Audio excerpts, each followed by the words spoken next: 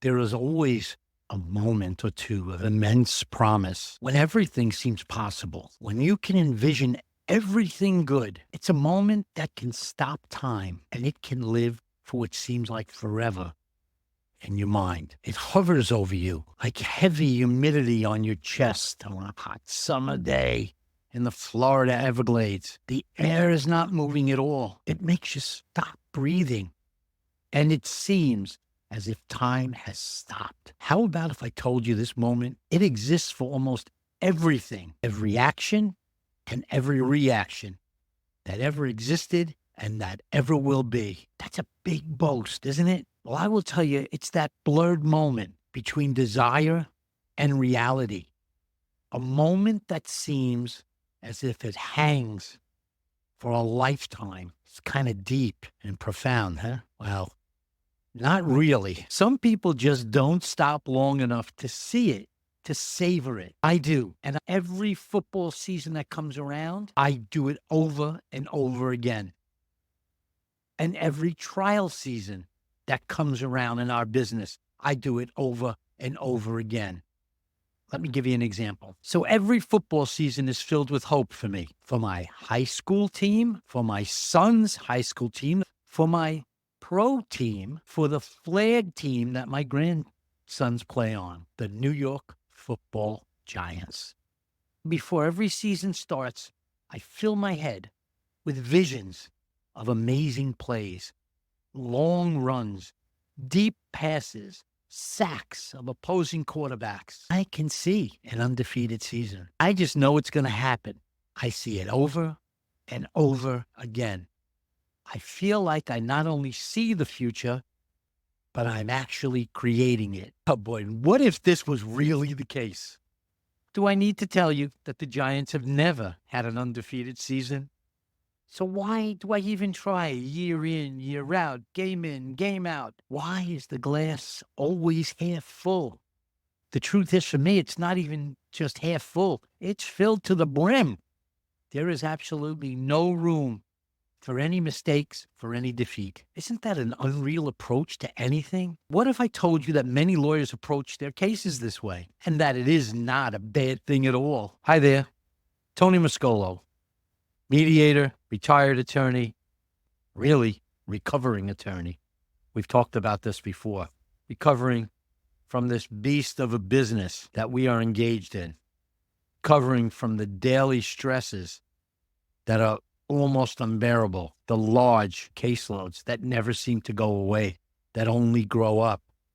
The increased costs on every case. The clients who expect the world immediately. The stresses that it places on our work and family life. I know because I've lived your life, and I know that you are experiencing these things. This podcast is created for you. This podcast is going to address those issues in your life, give you an opportunity to change the paradigm that has existed in your life. Has the weight of all your unsolved cases become too heavy upon your back? Do you want to resolve more cases? You can using mediation. And all you have to do is give me a call. www.smarttomediate.com/call. Let's have a conversation about how to manage the beast of work. Let's get back to what we were talking about. We were talking about that glass being half full in relation to how you think about your cases. We were talking about how every football season is filled with hope. We're talking about how every case you see and every case you get, you don't even anticipate the problems that it can have. You're just seeing it as half full. Is that reality? Is that what we really should be thinking about our cases and about our caseloads? It's just not reality, but it is vision.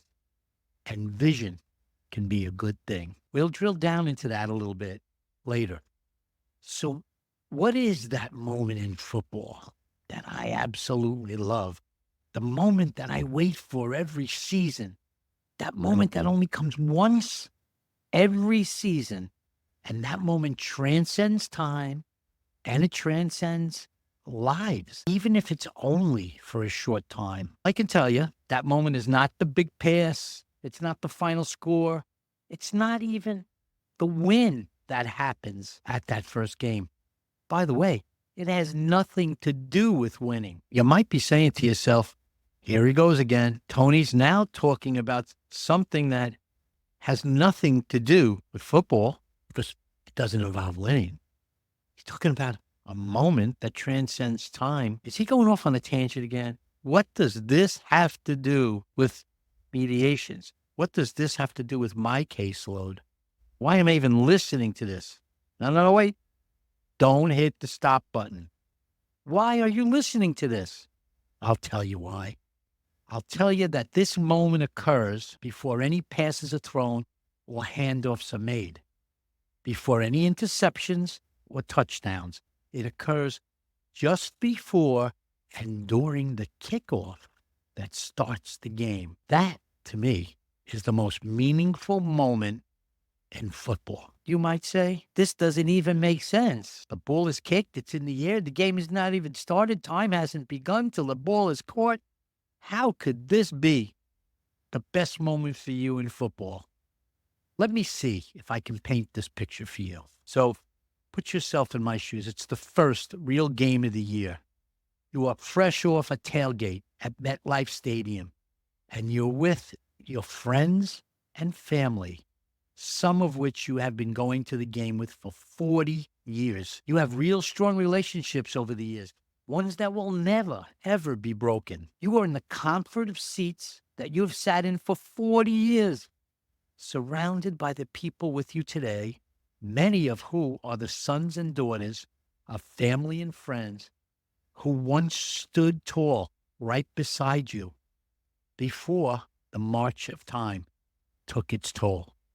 The ball is now placed upon the tee, and the kicker sets up for the kick. The stadium goes quiet. There it is. That's the moment. It is a moment when all is perfect in the entire world that exists for your football. Not just this game. It's a time when all the outcomes you dreamed of are possible. The undefeated season, a ball kicked so far it lands in your lap. The Giants score 5 TDs a game and break every NFL record. And I am here to see it all, to live through it once more. All of that exists right through the kick as the ball flies through the air to meet its destiny. And then all hell breaks loose, and you no longer have control of the time or the future. All outcomes are not possible anymore. Just the outcome that you have no control over. And what if I told you that it is precisely this moment of all outcomes still existing that mediation works within? That mediation works within the timeless moment when everything can happen on your case. What if I told you that mediation is the ball in flight? Maybe you think I'm crazy, but I assure you, I am not. I am just a fan of the team called mediation. And my vision of collaborative settlements and resolution become reality on every case I mediate. Some resolutions take longer than others to craft, but good results always come to those who have the vision. My job as a mediator is to give you the vision to see what the outcome should be, not what you want, but certainly what you need. So what if I posed that even if you can't always get what you want, but if you try sometime, you might just get what you need? Probably heard that before.